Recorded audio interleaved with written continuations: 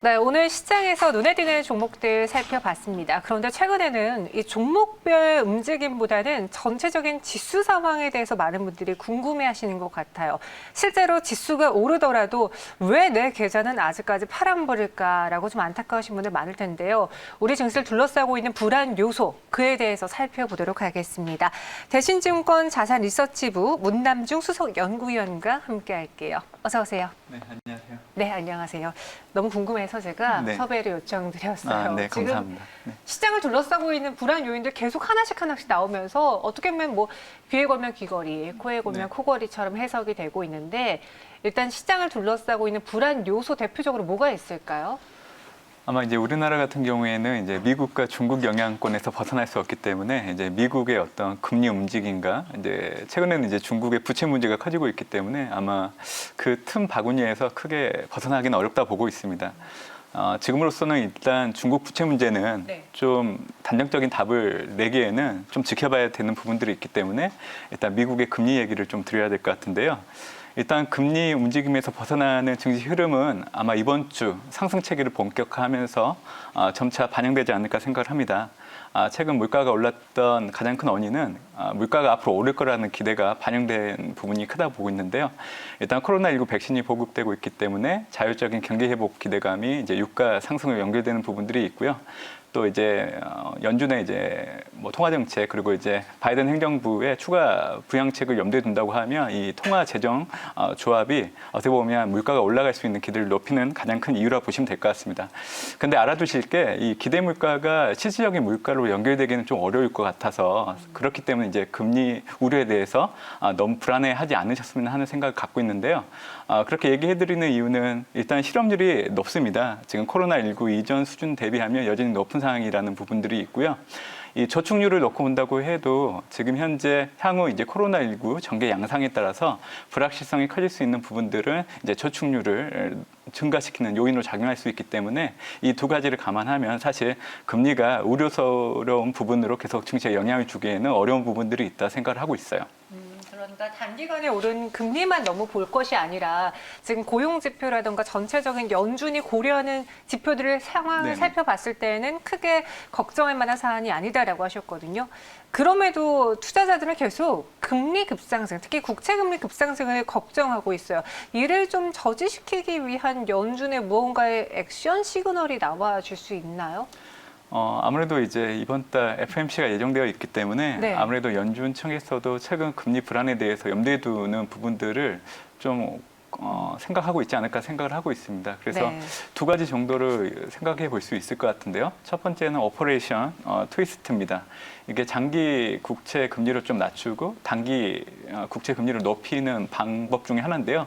이러한 방법들은 장단기 금리 차를 축소시키고 이제 수익률 기울기를 좀 평탄화시키는 효과가 있기 때문에 사실 국채 금리가 안정세를 찾는 데 좋은 영향을 주는 부분들이 있습니다.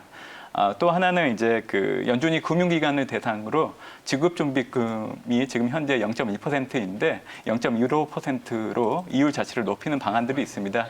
사실 이 방법은 시중의 유동성을 축소시키는 영향을 주는 건데 사실은 인플레이션 상승 압력을 좀 낮추는 데 영향을 주는 부분들이 있습니다. 그래서 오늘 16일, 17일 FOMC에서 이 두 가지 부분에 대해서 과연 언급이 있을지에 대한 부분들을 염두에 두시면 좋을 것 같고요.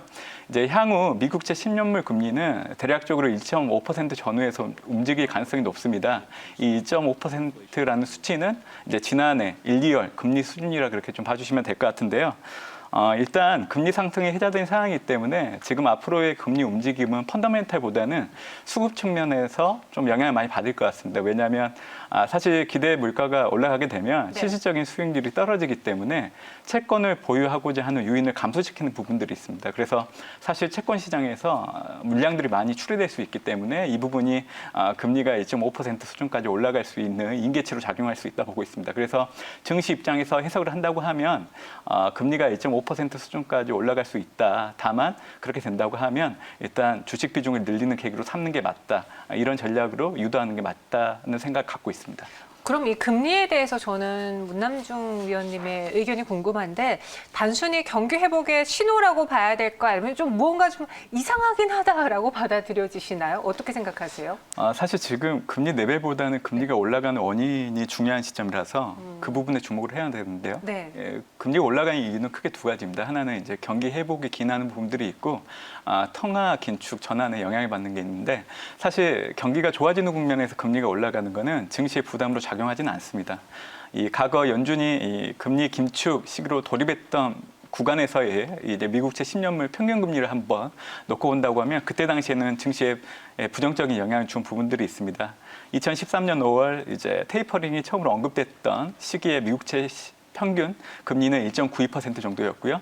또 실질적으로 테이퍼링이 시작된 2014년 1월에는 이제 2.85% 좀 많이 올랐죠.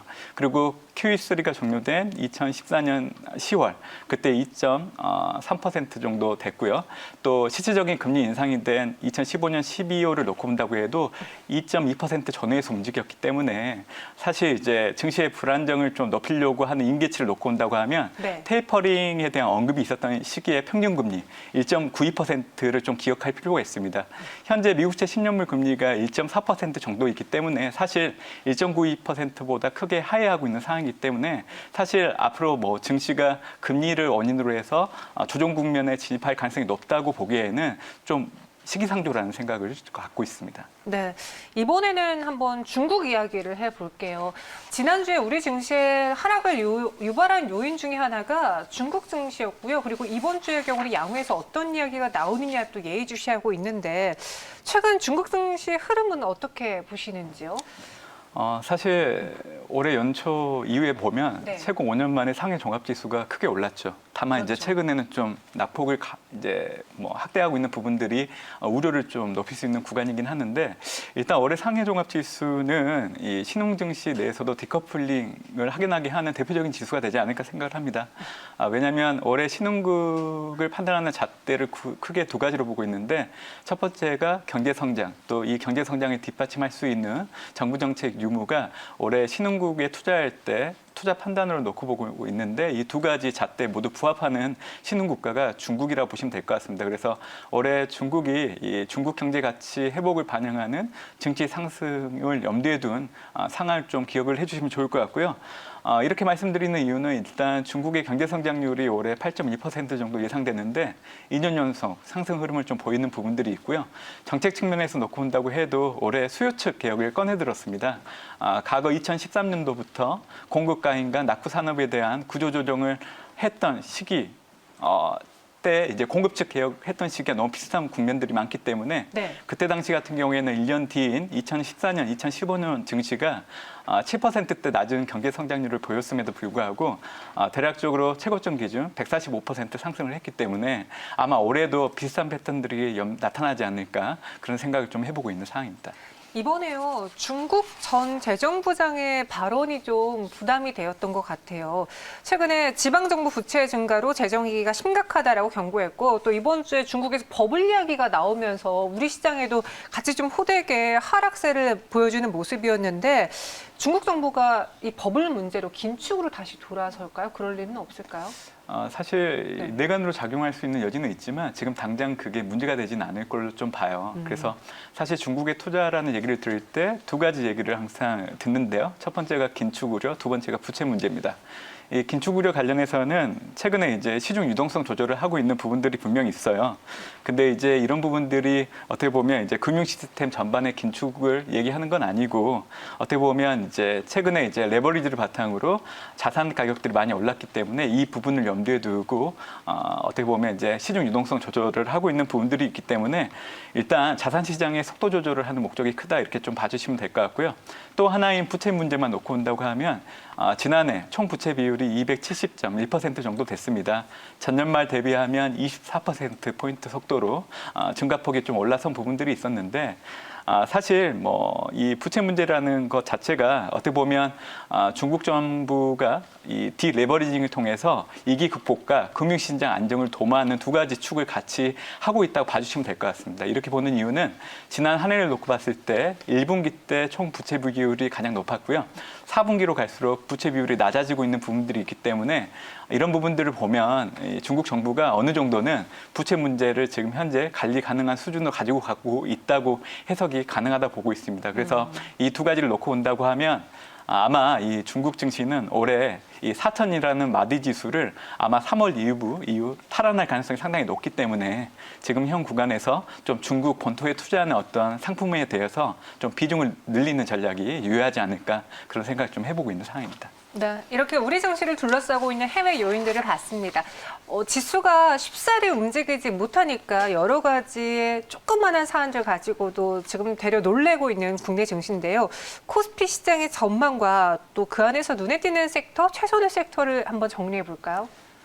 코스피 지수는 상식적 의미에서 3,000선을 돌파한 이후에 지금 현재 기간 조정 국면에 들어간 상황입니다. 이거는 과거 2007년 7월, 2010년 12월, 그리고 2012년, 2016년 국면에서 마디 지수 탈환 이후에 나타나는 패턴과 동일하게 나타나는 겁니다. 그때 당시를 보면 마디 지수 탈환 이후에 빠르면 한 달, 늦어지면 2달 이후 좀 조정을 보이다가 다시 재탈환하는 모습을 보였는데 올해 같은 경우는 좀 차이가 있습니다. 왜냐하면 3,000선이라는 마디 지수를 사실 지키고 있는 부분들이 있는데 유동성에 기인한다 그렇게 좀 봐주시면 될 것 같습니다. 저는 올해 이제 코스피 흐름이 지난해 6월과 8월 국면과 비슷하다고 보고 있는데 단기 가열권에서 사실 이제 주가가 마이너스 7.9% 하락한 모습을 보였습니다. 지난해 6월과 8월. 그래서 올해 이제 최고치였던 1월 11일 지수 3,266포인트에 적용을 해보면 3,008포인트라는 지수가 나오는데 이 지수를 지지선으로 잡고 3,000포인트를 하회하게 되면 좀 비중을 확대하는 전략이 유효하지 않을까 그렇게 좀 보고 있습니다. 그래서 지금 현재 증시가 3,000선 아래로 내려가게 되면 사실은 구조적인 성장주 그리고 수출주를 가지고 좀 비중을 확대하는 전략이 유효하다 그렇게 좀 보고 있는 상황이고요. 네.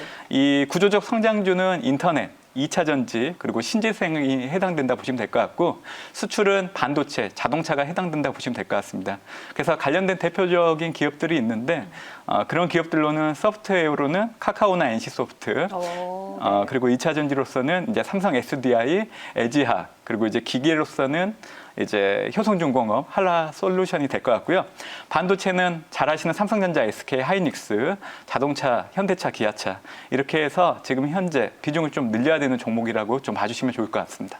수출 관련주를 주목하자 그리고 구조적으로 성장주 주목하자라고 했는데 구조적 성장이라는 거는 산업의 구조 변화에서 성장을 할 수 있는 종목을 말씀하시는 건가요? 그렇죠. 지금 현 단계에서 Q가 커질 수 있는 산업이기 때문에 제가 말씀드렸던 구조적 성장주에 들어가는 산업들은 이제 막 개화가 되고 있는 산업 사이클을 가지고 있습니다. 그래서 그런 걸 감안하면 제가 말씀드렸던 구조적인 성장주를 중심으로 좀 봐주시는 것도 좋지 않을까 생각을 하고 있습니다. 그리고 요즘 서학개미도 열풍이잖아요. 최근에 뭐 테슬라의 주가가 좀 많이 밀리면서 서학개미들 분들 중에서 손실 보신 분들도 많은데 현 시점에서 글로벌 증시의 투자 전략을 또 조언해 드린다면 어떻게 포트폴리오를 짜볼까요? 일단 3월 첫째 주 이후부터 본격적으로 상승 흐름을 나타낼 걸로 좀 예상을 하고 있습니다. 그런데 이제 최근에 금리 불안으로 인해서 증시가 조정을 좀 받을 때 사실 가치주 대비 상장주의 상대적인 하락폭이 컸기 때문에 지금 현 구간에서는 성장주 중심으로 좀 봐야 된다는 생각을 좀 갖고 있고요. 어차피 투자를 하게 되면 이 바이든 정권이 올해 집권하는 첫 해이기 때문에 수혜를 볼 수 있는 친환경이나 이제 인프라 쪽을 좀 눈여겨보시면 좋을 것 같습니다. 그래서 친환경 관련해서는 저탄소, 전기차, 수소차, 인프라 관련해서는 통신과 보건의료 쪽을 중심으로 좀 집중하는 전략이 유효하지 않을까 생각을 좀 해보고 있는 상황입니다. 네, 바이든 시대의 포트폴리오로는요. 친환경 그리고 인프라 이야기해 주셨습니다. 한번 두 가지 체크해 보시길 바랄게요. 문남중 연구위원은 여기서 인사드리겠습니다. 고맙습니다. 네, 감사합니다.